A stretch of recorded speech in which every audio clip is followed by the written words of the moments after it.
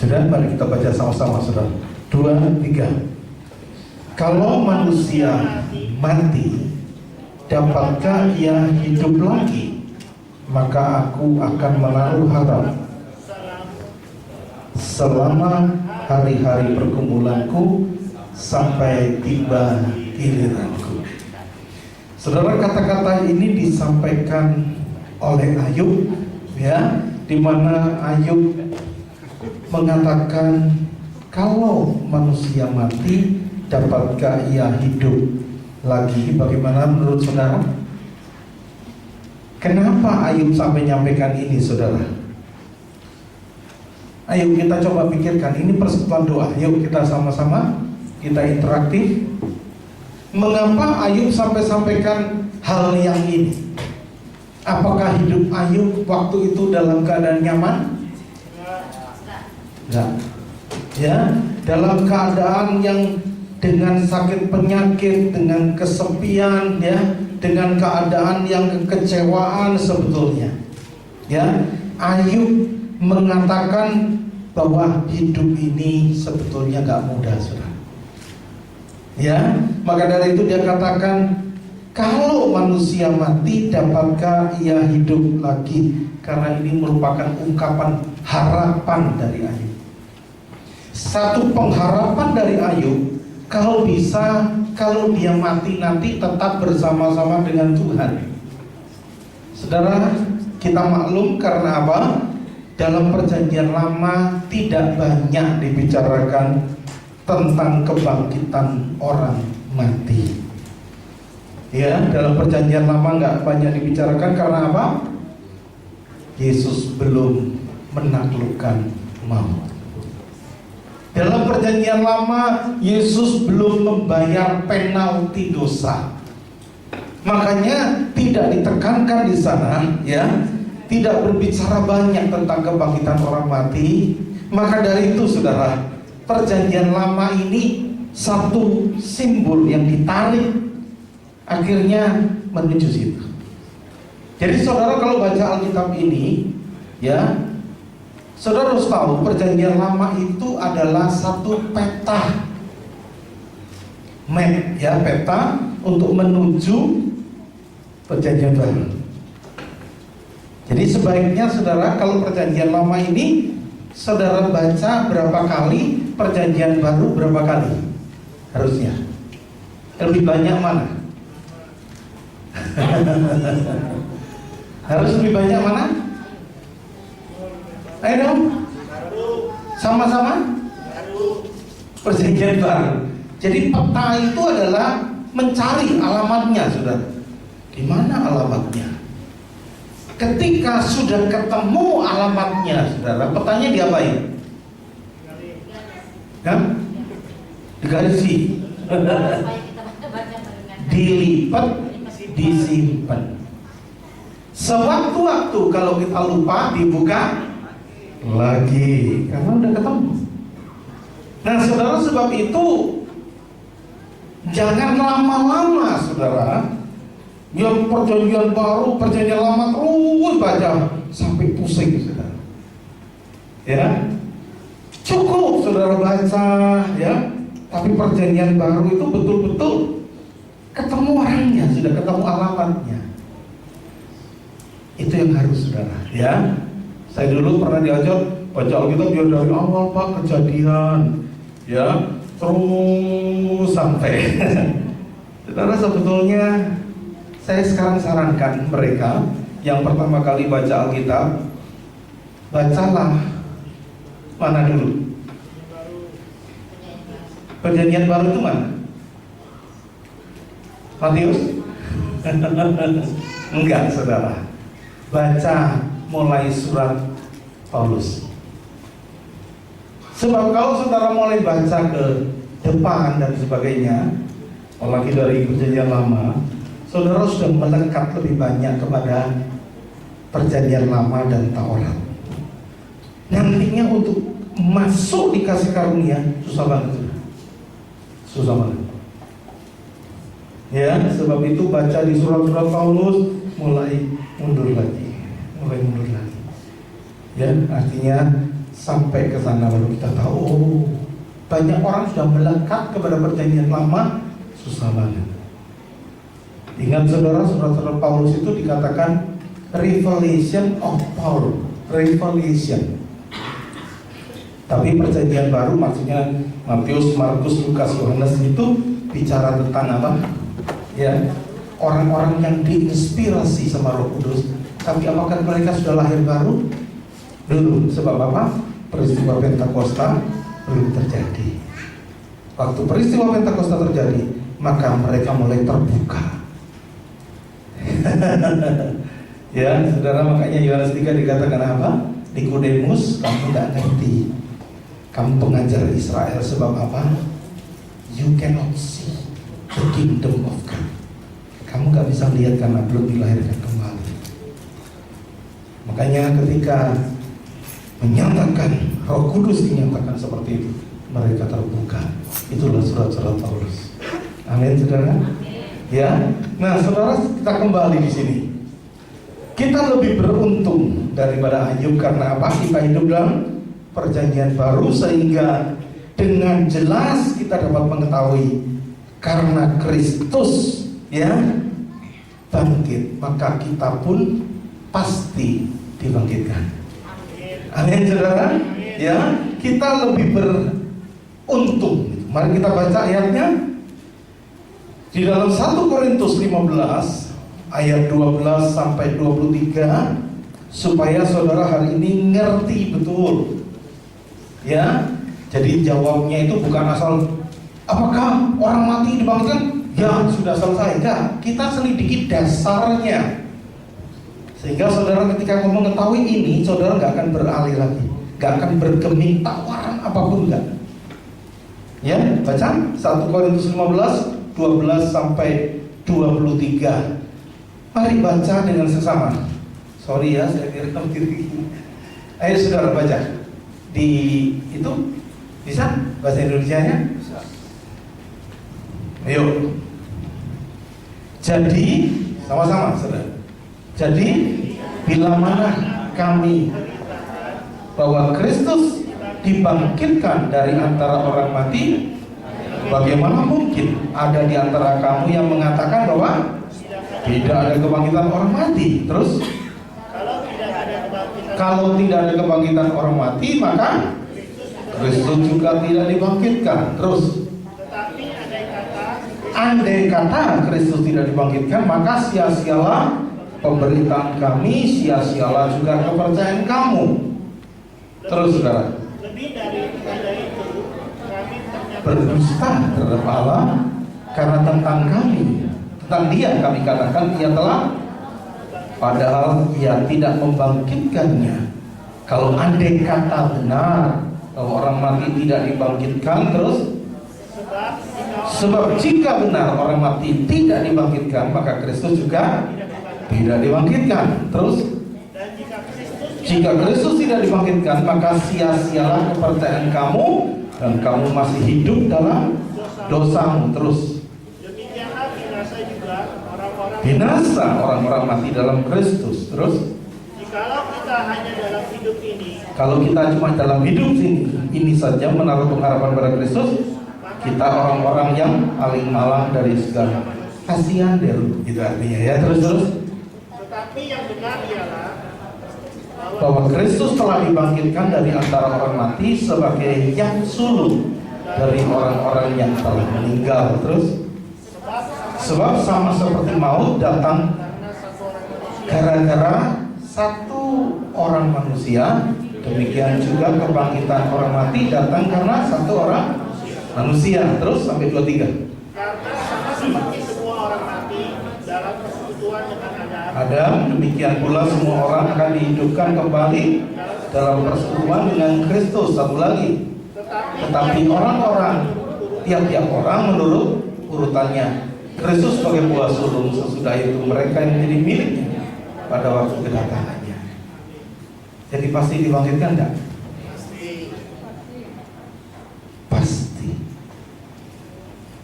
Pasti saudara. Kalau saudara tadi baca sungguh-sungguh di ayat itu, saudara harus yakin betul-betul bahwa kita pasti dibangkitkan. Nah, kalau saudara baca tadi, tolong jawab pertanyaan saya. Apakah Yesus bisa bangkit sendiri? Apakah Yesus bisa bangkit sendiri? Tuh, dia mengalahkan maut. Apakah dia bisa bangkit sendiri? Ayo dong. Dia mengalahkan maut.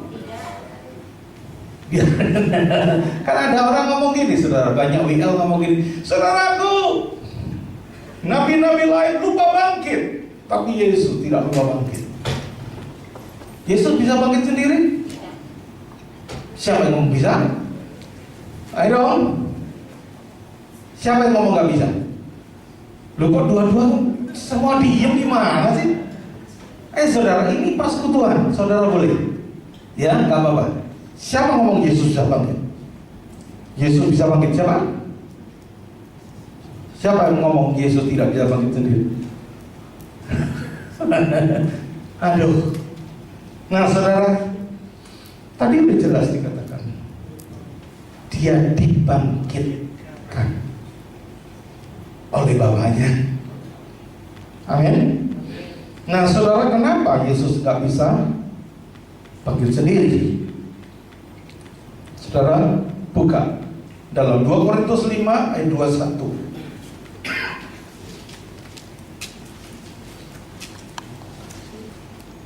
2 Korintus 5:21.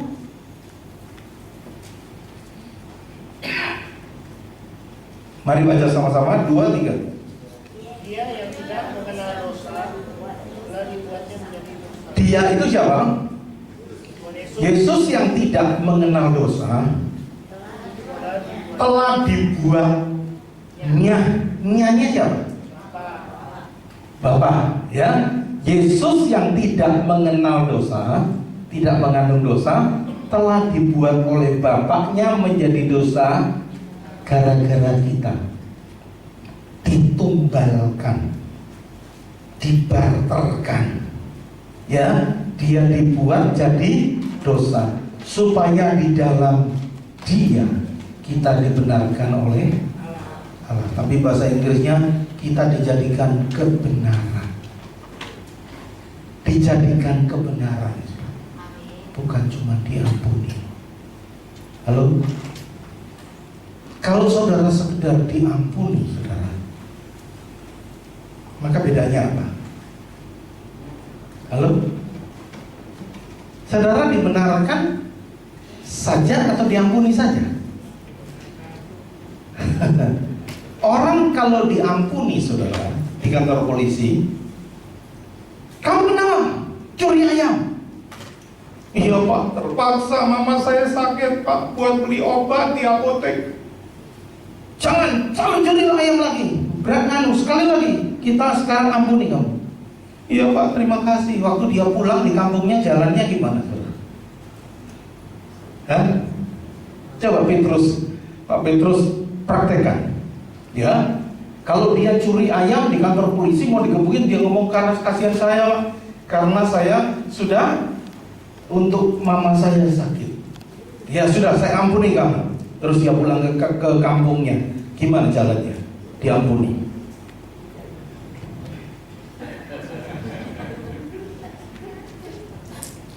Kenapa kok gitu? Hah? Karena apa? Dia maling ayam. Diampuni iya, tapi dia maling ayam. Kalau dibenarkan apa, saudara? Seakan-akan salah tangkap, saudara. Dia seakan-akan tidak pernah melakukan itu. Waktu pulang ke kampung, jalannya gimana dia? Kalau dibenarkan, ternyata bukan kamu yang curi.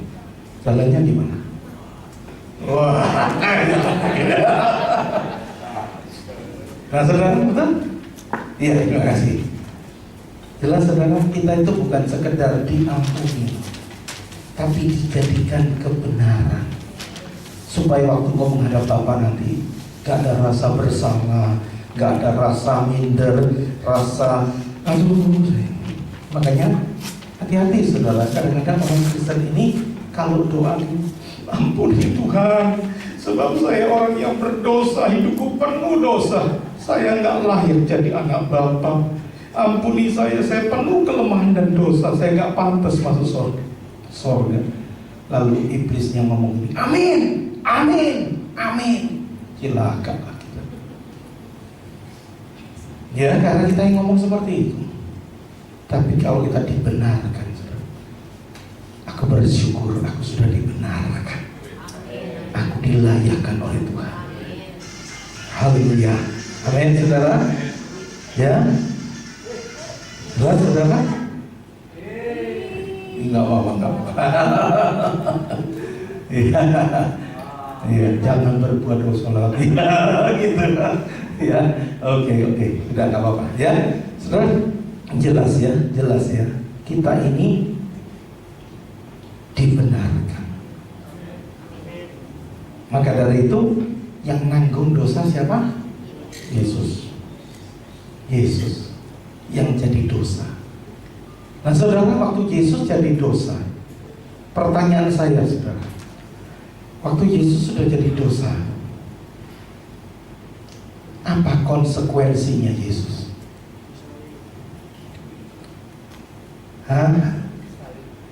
Waktu dia jadi dosa, konsekuensinya apa?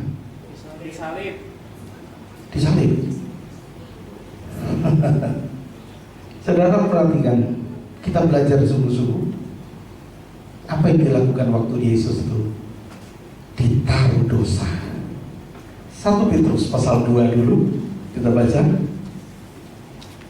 1 Petrus pasal yang kedua. Saudara akan lihat di situ ayat 24. Saya akan kasih tahu saudara dasarnya. Kenapa kita yakin dibangkitkan, dasarnya. 1 Petrus pasal 2 ayat 24. Mari baca baik-baik.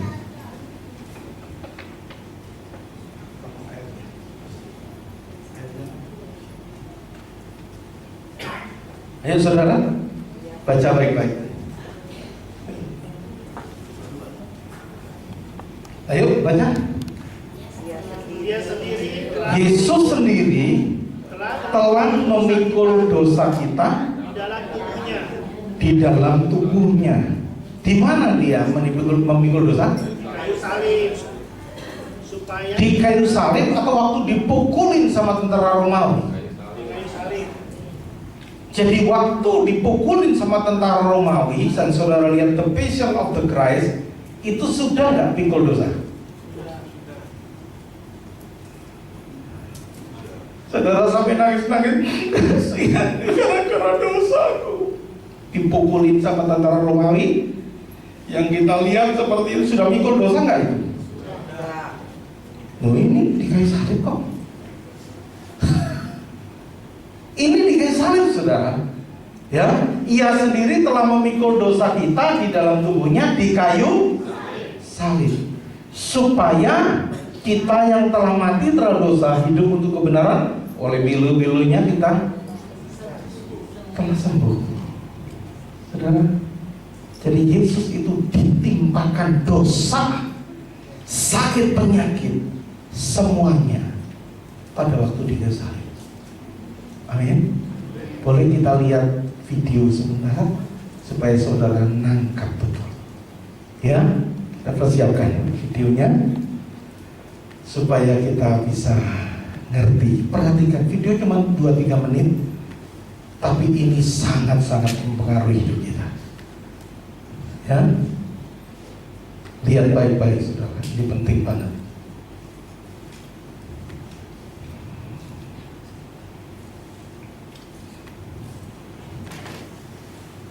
Ya, suaranya bisa?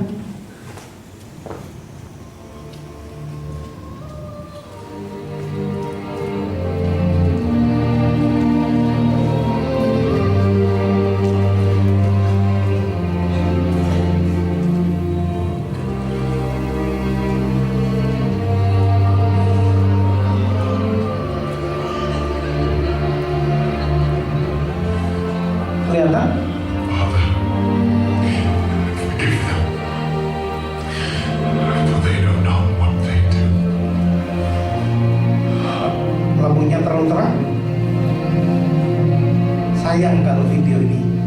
Boleh diulang Pak, supaya mereka betul-betul video ini masuk dan ini firman Tuhan. Ya, saudara perhatikan baik-baik. Saya percaya video ini akan sangat mempengaruhi keimanan kita.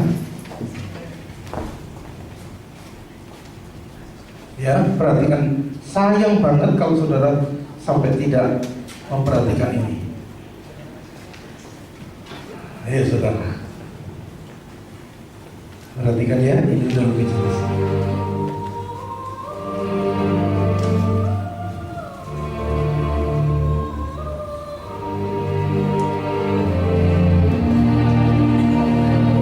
Yesus disalib.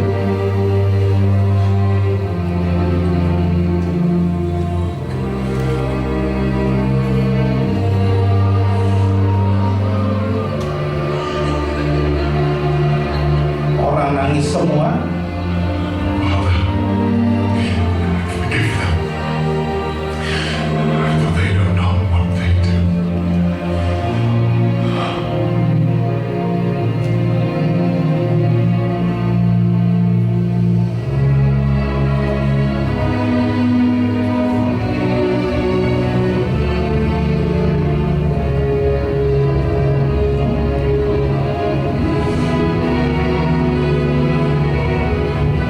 Kini bapaknya mulai menimpakan dosa.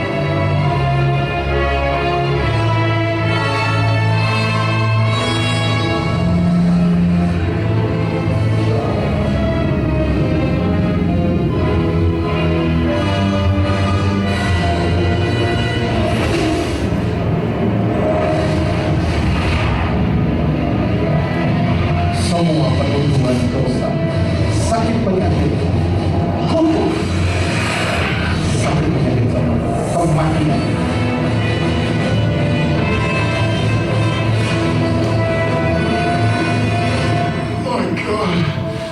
My God, why have you forsaken me?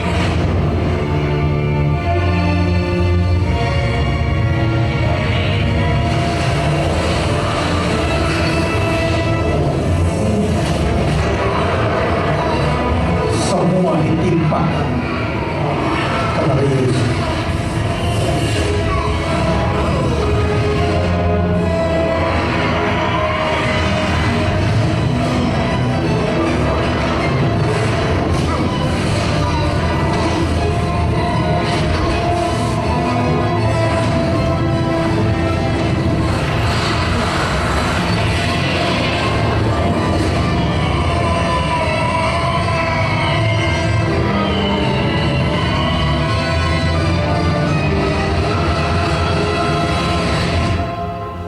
Semua ditimpakan.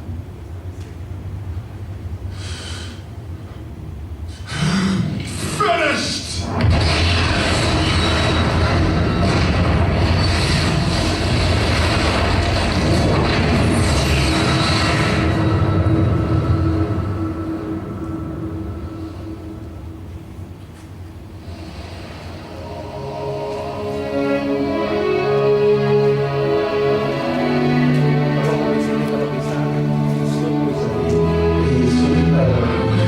Father, into your hands Saya coba Pak ya. I commit my spirit.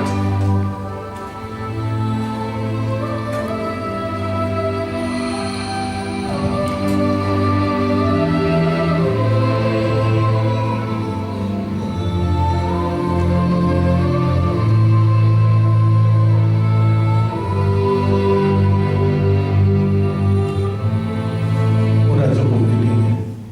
Saudara tahu kenapa Yesus bisa mati? Karena dirinya telah penuh dengan dosa, sakit penyakit, kutuk, semuanya ditimpakan, sehingga hidupnya penuh dengan kutuk dosa. Saudara, karena dia mengandung dosa, maka dia ditinggalkan oleh bapaknya, maka dia mengalami kematian rohani, terpisah dari Bapa, sebagaimana Adam.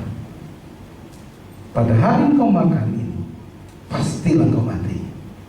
Maka ketika Adam makan buah pohon terlarang, maka saat itu mati secara rohani, terpisah, gak bisa lagi berhubungan dengan Bapa. Antenanya copot, gak bisa lagi, dia cuma bisa pakai senses pikiran manusia. Makanya pemberontakan yang terjadi, saudara. Tapi setelah Adam mengandung dosa dalam tubuhnya, maka akibatnya dia bisa mati, mengalami maut. Yesus setelah itu 3 jam dia bisa mati karena sudah ada maut dalam dirinya. Mari baca sebentar Roma 5 ayat 12 supaya saudara mengerti. Roma 5 ayat 12, saudara. Ini lu asalnya maut itu masuk, kematian. Bukan kehendak Bapa, bukan rencana Tuhan. Maut itu masuk ke dalam dunia. Mari baca sama-sama 2, 3. Sebab itu sama seperti dosa telah masuk ke dalam dunia gara-gara siapa? Satu orang, ya.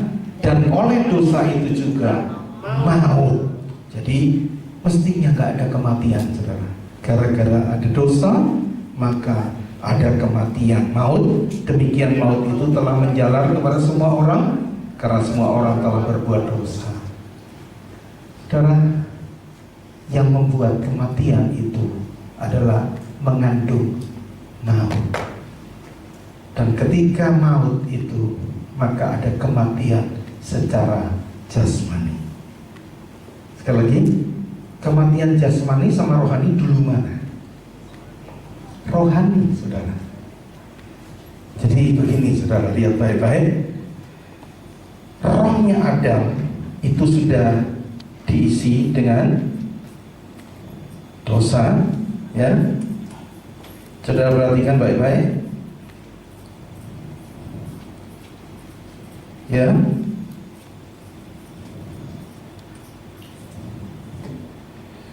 Saudara lihat, rohnya Adam itu sudah seperti ini, saudara. Karena ada ngandung dosa, ada maut, maka dia bisa mati, Adam. Dan karena Yesus itu waktu dilahirkan oleh perawan Maria, dia juga masih putih, tidak mengandung dosa, biar digebukin 40 kurang 1 apapun juga, bisa ada maut? Enggak.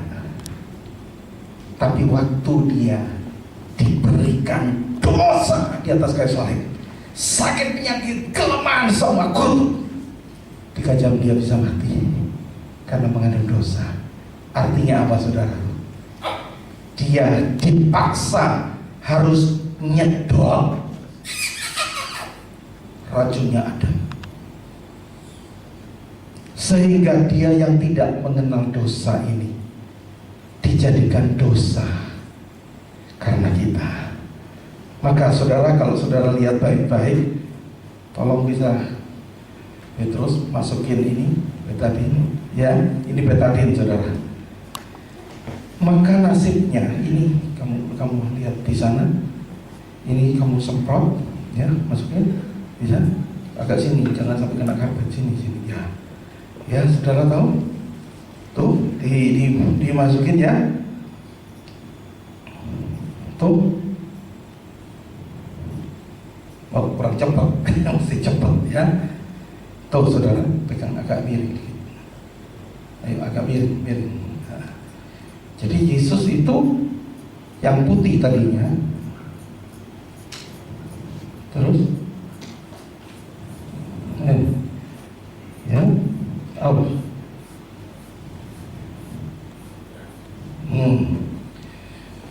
Yesus itu, saudara, yang tadinya putih, maka dia jadi hitam. Dia yang tidak mengenal dosa dijadikan dosa karena kita, supaya apa? Supaya kita jadi apa? Hah? Supaya kita jadi benar. Amin. Di mana dosa kita? Sudah disedot tadi di sini. Amin, saudara. Jadi yang menanggung dosa sekarang siapa? Yesus. Dan ketika dia mengandung dosa, berarti dia mengandung maut. Dan ketika mengandung maut, maka konsekuensinya dia mati jasmani. Setelah mati jasmani ngapain? Orang yang mengandung dosa setelah mati harus kemana, saudara? Kenapa? Cuma dikubur selesai? Neraka. Jangan kecepatan, saudara. Ngapain di neraka? Hukum. Hah? Hukum. Dihukum. Secara apa? Roh disiksa. Dia masuk ke neraka disiksa, ganti kita, supaya kita nggak usah ke neraka. Amin. Jadi kalau saudaraku, Yesus tidak ke neraka, jalanin yang kita harus jalani, kita yang harus ke sana. Makanya ada mati dua kali, mati rohani dan mati jasmani. Yesus pun harus nebus. Dia mati secara rohani, ditinggalkan Bapaknya. Yang kedua, aku serahkan nyawaku. Dia mati. Waktu mati jasmani masih mengandung dosa enggak? Iya. Harus kemana? Ke neraka. Ngalami apa?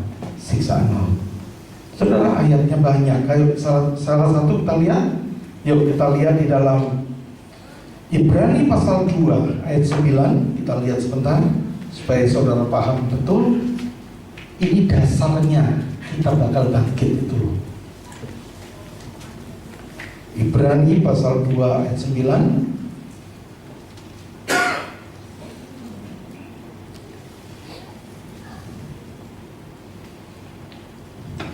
Yuk baca sama-sama.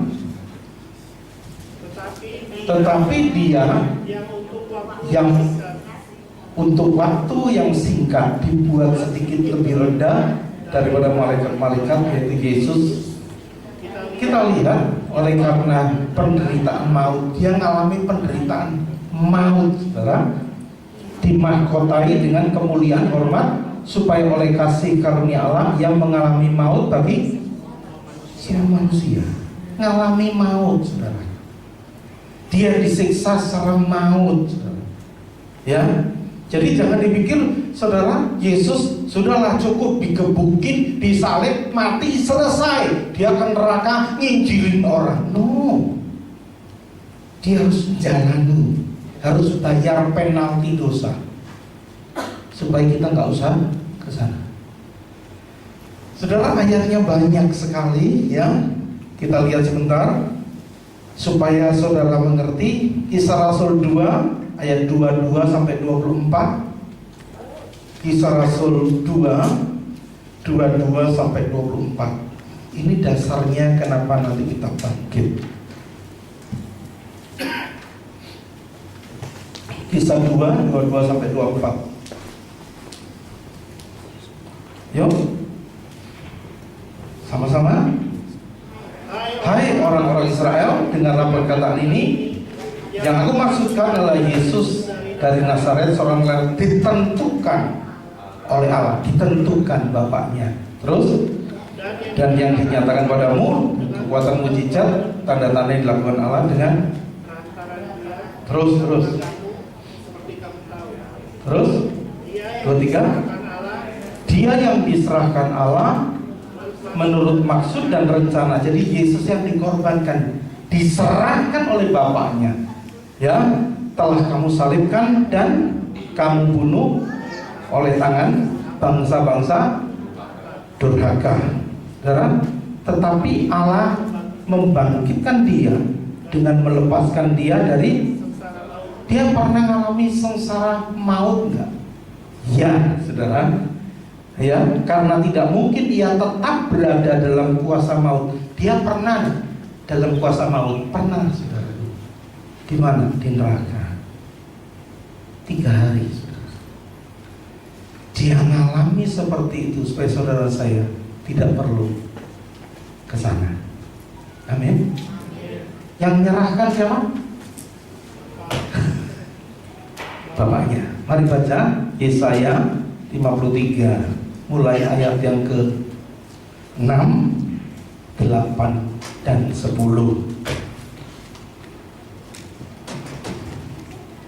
Yesaya 53 6, 8 dan 10.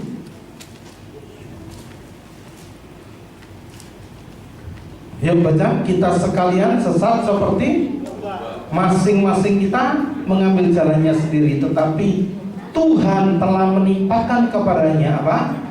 Kejahatan kita. Yang nimpakan siapa sih? Tuhan sendiri, saudara. Bukan kita yang nimpakan dosa pada Yesus. Emangnya bisa? Gak bisa. Bapaknya yang nimpakan itu. Terus ayat 8 supaya cepat. Ya. Sesudah penahanan dan penghukuman ia terambil. Tentang nasibnya siapa yang memikirkan, sungguh ia terputus dari negeri orang-orang hidup.